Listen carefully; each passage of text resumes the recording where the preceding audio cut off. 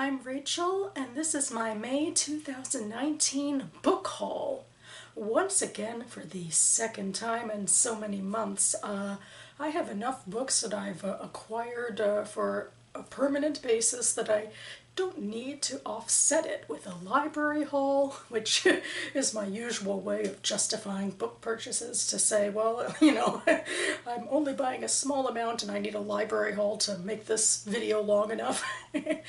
Springtime seems to be a big book buying time for me, especially in May, because I go to not one but two book festivals.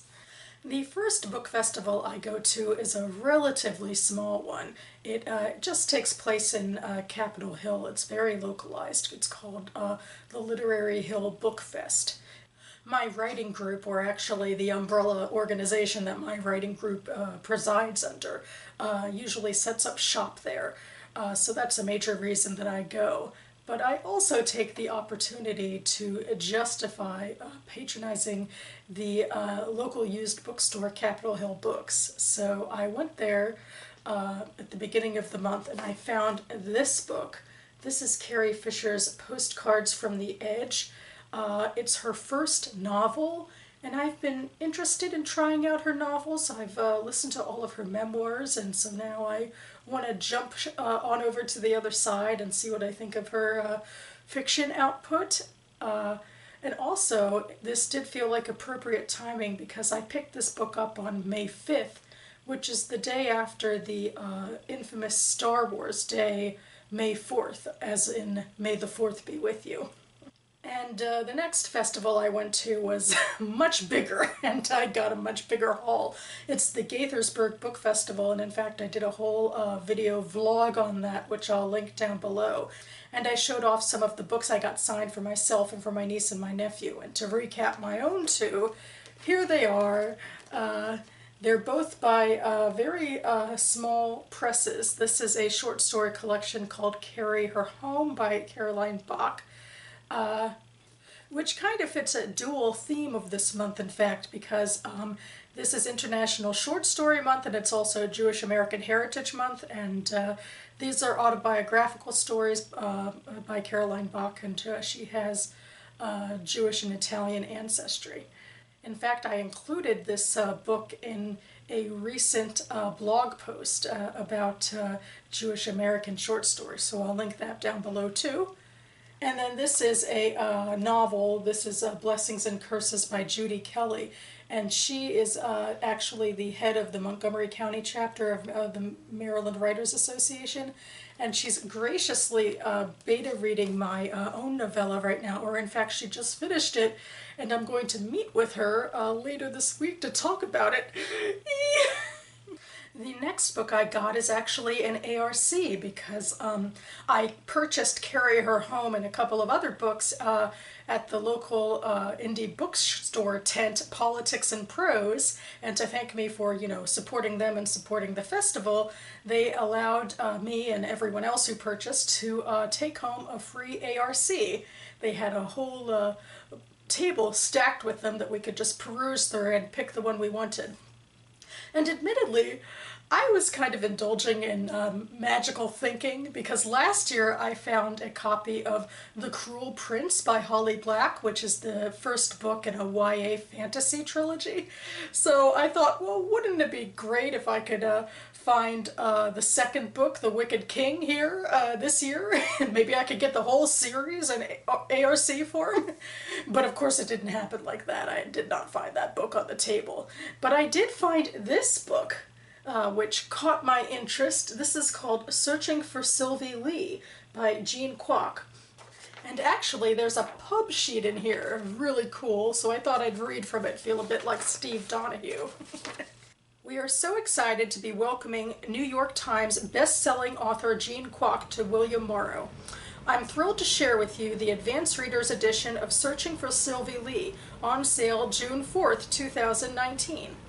Kwok's new novel is a poignant and suspenseful drama that untangles the complicated ties binding three women, two sisters and their mother, in one Chinese immigrant family, exploring what happens when the eldest daughter disappears and a series of family secrets emerge. Jean writes this novel from experience. Her older brother disappeared in November of 2009 when flying a small plane into Texas. A week after he disappeared, the Air Force search and rescue teams found his body. His plane had nicked a tree and he had died upon impact. Searching for Sylvie Lee is both a gripping page-turner and a sensitive portrait of an immigrant family, perfect for fans of Celeste Ng and Amy Tan. So yeah, this seems to fit a theme of late in that it's literary fiction, but also a sort of mystery, and also has a focus on Asian immigrant families in America. In fact, Angie Kim, who wrote Miracle Creek, she was at the festival hawking her own book, and it had similar themes as well. So I was intrigued to get a similar type of book for free. And finally, I perused the library book sale part of this festival, and I'm dubbing this portion of the book haul my Blame It on BookTube portion.